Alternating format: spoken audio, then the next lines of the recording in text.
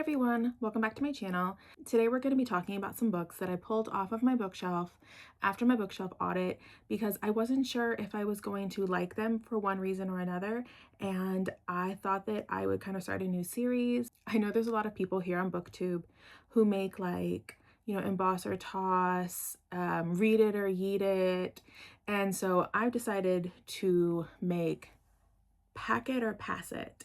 And basically it means either I am okay packing it up next year and moving it with us when we move, or I need to pass it on to someone else here before we leave.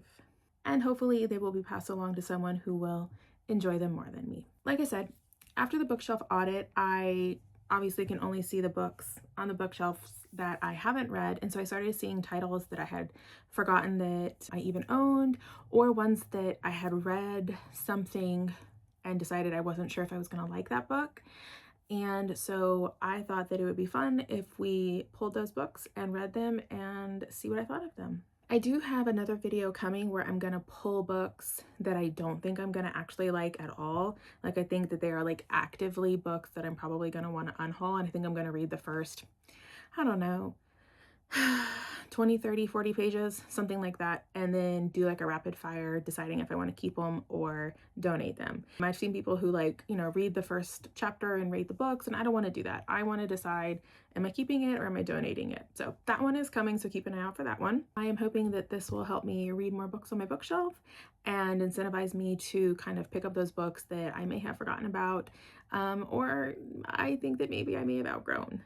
In general, I wanted to read more off my bookshelf this year, but I thought having a place to document it would be motivation for me to continue to read the books that are on my bookshelf so that I have a good balance of like new releases and books that have been there for a while. So without further ado, let's get started.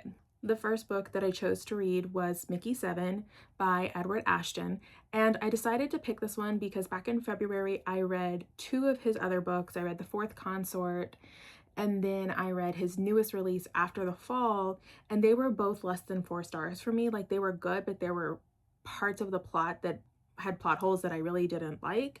And so because of that, I was like, oh, am I even gonna like Mickey 7? I know there was a movie, but this book also has a sequel. And so I was hopeful that maybe this would do what I had wanted the other books to do. We would get a little bit more information about the world and kind of the mysteries and stuff. So I decided to read Mickey 7. And this has been on my bookshelf for a while. I don't even know when I got it. It doesn't have a dot on it, so I didn't get it from Book Outlet. So I don't know if it's one I found maybe at like Ollie's or something, but I probably had this for at least 3 years. So when did this come out? Before I say, yeah, it's been 3 years, and it came out 2 years ago. It came out in 2022. So yeah, I probably have had this for at least probably 3 years, 2-3 years. For sure. I'm happy to report that I did really enjoy Mickey 7. I gave it 4 stars, and I will be packing it next year. So let's talk about Mickey 7. This book is about Mickey Barnes, who is a self-proclaimed historian, but the problem is that in the society that they live in, they don't really need historians. Like, if they need any historical information, they can just look it up like instantly. And so his job is kind of redundant. And so he lives on this terraformed world, and he's living off of like basically their minimum government subsidies. And he ends up getting himself into a spot of financial trouble. And to avoid the consequences of that, he decides to volunteer as this expedition who's about to leave to terraform another planet, like somewhere else. He decided to volunteer to be their expendable. An expendable does all of those dangerous jobs that you don't necessarily want to waste human resources on, or like if you could send a probe, but there's a chance the probe could break and you would lose like precious metal resources, you just send Mickey in instead. And then if he dies, he can just be, his mind can just be re-downloaded into a new body and start over again. So we meet Mickey 7. So there have been 6 iterations prior to him. He is Mickey 7. And when we meet Mickey, he has fallen into like an ice crevasse. And his friend, who is a pilot, is like, hey, bud, I can't land. It's not safe. You're going to just have to and we'll start over again. And Mickey's like, bro, I don't leave me here to die. He didn't want to be left there to die. But his friend kind of flew off anyway, and his girlfriend was in comm range, and she's like, Mickey, I'm gonna come down and I'm gonna rescue you. And then he kind of decided that what if it was too dangerous for her? So he didn't want her to get hurt. He was like, no, it's fine. I'll be fine. I'll just kill myself and start over again. And she's like, okay, I'll just die and come back. It's fine. It's such a weird book at times. So anyway, he is able to figure out, I don't want to spoil parts of the book, but he is able to find his way out of this ice crevasse. And he ends up getting back to the settlement, totally fine. But the problem is his friend has already reported him as dead. And so they've already downloaded Mickey 8. And so the whole story is the two of them coexisting in a world where being a duplicate, or being a multiple, I think is what they called it, is like very taboo, and like both of them should have been killed immediately. Like you're not supposed to have two people, but they explain why, like halfway through the book. They're both not supposed to exist together in the same time, and they are. And the book is about their adventures trying to both survive in this really harsh environment. You know, they're on very low rations. It's a very like small area, so it's very hard to not run into people that they may know. Yeah, it was a very interesting story, and this is actually one that I'm excited to read the sequel to, because there were a few things that were left unanswered, and I'm kind of hoping that the sequel touches on those. And I think that's been my biggest gripe with his other two books, is I really felt like both of them would have benefited from having a sequel, or having just been longer in general, because there were so many more questions I had about the world and why things were happening that we just never got answers to. So I'm kind of hoping, I think the next one's called Antimatter Blues. So I'm going to try to borrow that from the library and see how I like it. And then if I decide I don't like Antimatter Blues, I may actually end up getting rid of Mickey 7 too, but for now, it's a packet. The next book that I chose for this challenge was 16 Souls by Rosie Talbot. And I chose this because after I bought it, I realized that it is very much like a YA book, and kind of like a young YA, like 13, 14, 15-year-olds, kind of like when I read, there's another book that I read this month, and I don't remember which video is going out when, but there's another video I read that like is for kind of that same age range. And so I was like, I'm really not going to enjoy this, but let me read it. I can take it off my shelf, easy peasy lemon squeezy. But again, I was pleasantly surprised, and I actually ended up really liking this one. And so I'm gonna pass it to my kids' shelves, because I do think that as my kids get older, I think my son and my daughter both would enjoy this. And then, you know, I have two younger kids that they could even appreciate this when they get older. In this book, we have Charlie, and he lives in York. And when he was younger, he had a really bad, serious bout with meningitis, and so he actually doesn't have either of his legs, and so he wears prosthetics. He is what they consider a seer of spirits. So because of his near death when he was suffering from meningitis, he now can see like the dead, and it would be fine, except in this book, if you can see the dead and they know you can see them, you actually can like physically touch and interact with them, which for his ghost friends that he has, it's fine. But the problem is there are some ghosts who they've been, you know, ghosts for so long, it's kind of messed with their head.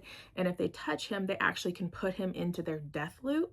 It kind of messes with your head, and if he can't get out of the death loop, it could actually kill him. Really interesting premise, especially considering it is a YA. It is very, like I said, it's 9th grade on would be perfectly suitable to read this, because there is just a couple of like kind of scarier, more gruesome moments in the book. The whole mystery of the book is that the ghosts of York have started disappearing, which Charlie doesn't really care about till one of his ghost friends goes missing as well.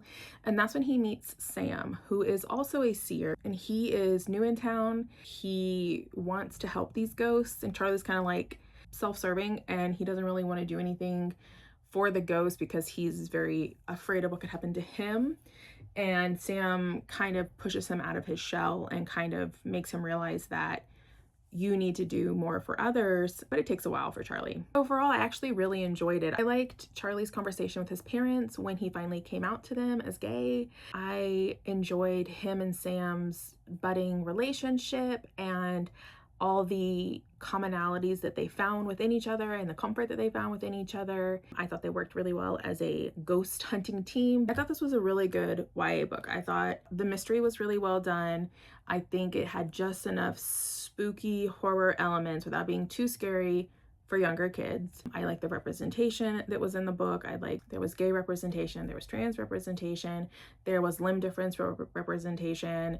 I really like the inclusiveness of this book kind of as a general whole. I thought there was a lot of really good messages throughout the book that I think that there are kids who are 13, 14, and 15 need to see and need to hear. We will be keeping this book. I'm going to pass it to my kids' bookshelves though. Then there's actually a sequel, and I may actually check the book out of the library for the sequel just to see how it wraps up, because there was like this organization thing that was introduced right at the end, and so I kind of want to know more information about that organization. So maybe I'll get around to it. I did add it to my want to read to maybe get around to sometime in the near future.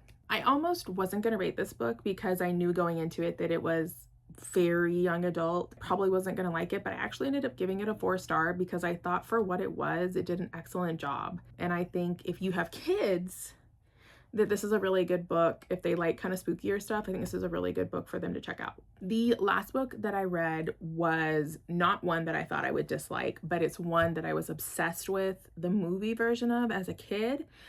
And so I had been putting off reading it because I was afraid that reading the book would change how I felt about the movie, but it didn't. And that book is Starship Troopers by Robert Heinlein. This book was an interesting read. There were certain plot beats that were just like the movie, and then there were so many plot beats that were so different that you can see how they changed it to fit the political climate of the 1990s versus how he wrote it in the 1950s. So let's get into it. I think you have to like books about war. There's a lot of battle scenes. There's a lot of talk about military camaraderie. And so I think you really have to go into the book knowing that, or else you're going to be like, this is just his time in the service. And it is. I think there was something that Heinlein was trying to say with the book. I think it's important to remember when this was written, because this was written and published, I think, in 1959. It was written in 1959. About 10 years prior, the Women's Armed Service Integration Act was passed in 1948, which allowed women to officially serve in the armed forces. And you see a lot of separation of the genders in this book. Like there's not a romance in this book. So you do have Johnny Rico, and he decides to enlist in the service. This whole book is about Johnny Rico's military service and his time in MI, because he was in mobile infantry. So Johnny comes from money. His family is very, very wealthy, but in this particular federation that they live in their time, you cannot be a citizen with the right to vote unless you serve 2 years in the military service. It has to be an honorable discharge at the end. And so most of the people in this federation don't vote. The only people that tend to vote on things are these veterans, essentially. And Johnny's friend Carl wants to join, which you see that in the movie too. And he almost backs out. Like him and Carl go to the recruitment center, and he's about to back out when this cute girl from school, Carmen, decides she's going to be a pilot. And so she wants to join too, and he doesn't want to, look bad. And so he's like, oh yeah, no, I'm joining too. And so that's how he ends up in mobile infantry, because at the end of the day, Johnny's not super great at anything. He's good at stuff, but not super great at anything. And so he ends up in MI. I do think it's interesting that the movie in the 1990s, it was made in like 97, I think. Yeah, I think so. And there's a lot of propaganda in the movie. Like you see a lot of billboards, you see them like smashing bugs and like, we want you kind of thing. But this book was definitely not that. They don't encourage people to join the military. There's actually several points during your time before you're like, you go through basic and AIT and things like that. So you have time to like back out without any negative consequences. you have cool down periods, you're allowed to wash out at basic, like, and it's like, that's fine because they only want the best of the best. And I don't feel like it was that easy to get out in the movie. And they were not, the book does not encourage you to join. They don't need, you know, they say, oh, we're not at war right now, so we don't really need a lot of people. But then kind of throughout the book, it comes to light that, well, we always say that we're not really at war with anyone, but we're always at war with someone. Robert Heinlein actually served in the Navy. He served for a few years in the Navy before he was forced to retire for like medical reasons, I think. Johnny thinks that he's just going to join. The service term is 2 years, and after 2 years you can get out and you become a full citizen and you get voting rights. And so that's what Johnny wants to do. But the problem is that once you're in, and you're not allowed to get out until, you know, we're not at war. And even though we're not at war when he joins, we are.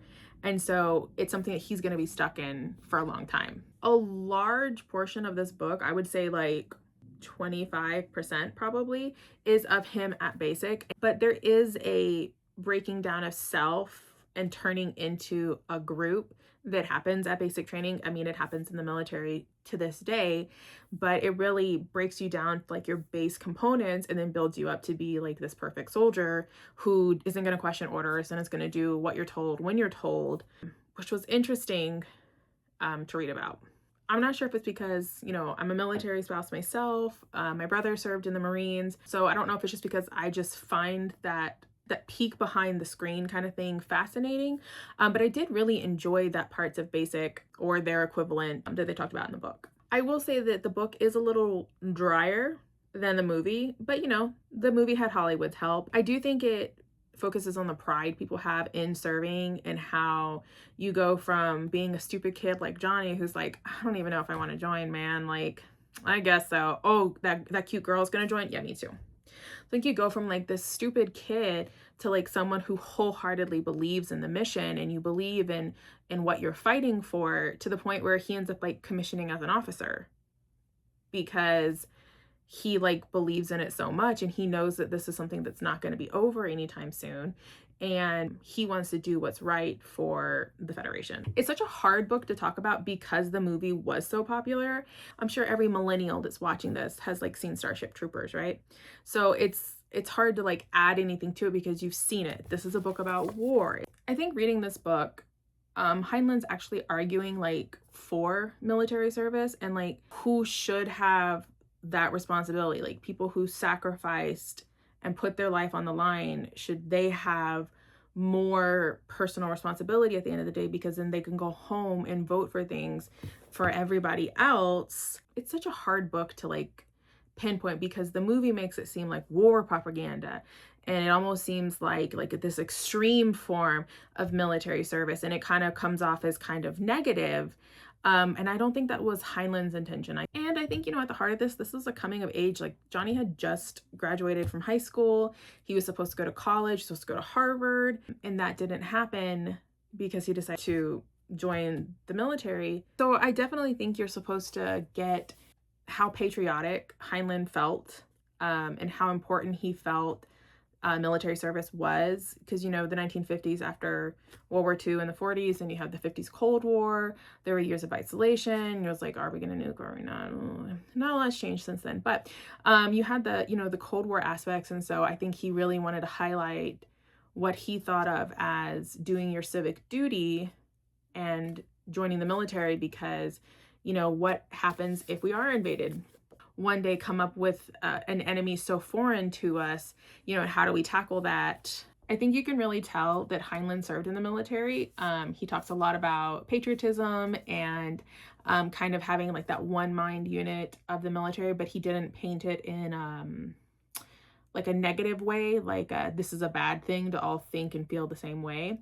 I also thought it was interesting the way women were portrayed in this, because you know, in the movie they have like co-ed basic training, AIT co-ed living situations, you shower together co-ed and everything like that. So I was really surprised when I read the book and like it was all men.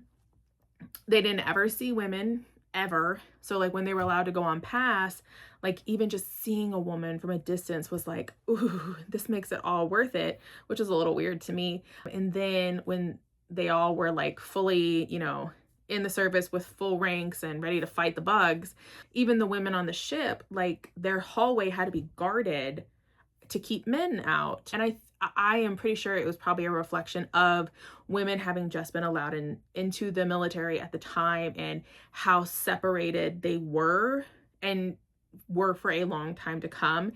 I don't know if he was for women in the military or against women in the military, because he didn't portray them negatively, but he was like, you know, a woman's voice is the last thing you hear before you drop out, and the first voice you hear when you, like, you know, load back up on the ship. And so it was very much of its time in that respect. But it was never, women were never like overly sexualized or anything, you know, they weren't looked at as dumb, you know, like they were strong, they were pilots, they were nurses, they were, you know, sometimes they outranked all the MI guys, but also they were constantly like, golly gee, girls are so pretty. So I do think he was trying to say something about women having joined the military. The way he portrayed women was a choice at times. It's not a perfect story. I also thought it was interesting that there's another alien race, you know, like in the movie, it was all like the bugs, but then there's like this other alien race that they're fighting at the beginning of the book. And then I guess later, like they go on to like form an alliance with them to fight the bugs. But maybe because it was such a throwaway in the book, they just decided not to add it to the movie. But I found that interesting because I was like, wait a minute, like there's like multiple races out there and we were just fighting this one, but we were fighting the other one too. But we almost had like a ceasefire with them to fight the bug. It was strange. Like I said, it almost shouldn't have been in the book at all, but that's just my opinion. But I gave this book overall a 4-star. Like I said, it was not a perfect book. I do think having grown up watching the movie a lot, definitely probably made me enjoy this book more. It also helped that my husband doesn't read much, and this is one of the books that like he has read. And so as I was reading it, I was like, oh my gosh, did you know? Did you remember? Did you remember? Bless his heart. But it was nice to have someone in real time while I was reading it, being able to talk to someone who like knew what I was talking about and could reply. So I think that added to my enjoyment as well. I can definitely recognize the flaws that are in here, but I still enjoyed it. And it will be one that I will end up packing next year. I also have Stranger in a Strange Land, which is one of my 26 to read in 2026. I think I'm going to read that in the year. I don't remember when. Hold on. I have a piece of paper. It tells me July. I'm going to read it in July. So I'll let you know what I think of it then. I remember trying to read it when I was like in 9th grade.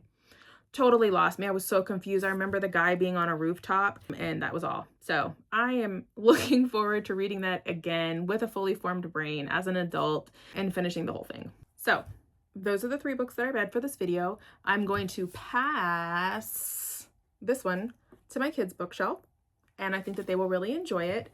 And for now, at least, I'm going to pack Mickey 7 and I'm for sure packing Starship Troopers. So I would say we had good success. I got 1 book technically off of my bookshelf, so that opens up a little bit more space to wiggle in a book, and it gives my kids a book to read down the road. And I've gotten 2 more of these books read so that I can turn them backwards and continue reading the books on my bookshelf. And now I know that all 3 books are worth packing, and I would say that's a win for this video. Thank you so much for spending time with me today. I am sorry that I rambled a little bit, but there was a lot to talk about, and I'm glad that you stuck around to the end. I hope that you have an amazing rest of your day, and I will see you next time. Bye. Kind of scarier, gruesomer, scarier, more gruesome moments. Because who is Sam? God, Kelly. Let me get some water. Hold on. Let me make sure that I am calling it accurately. His parents are very, very rich, patriotic, civic duty, military service. Hoorah. I've been rambling so long on this book. How do I word all this?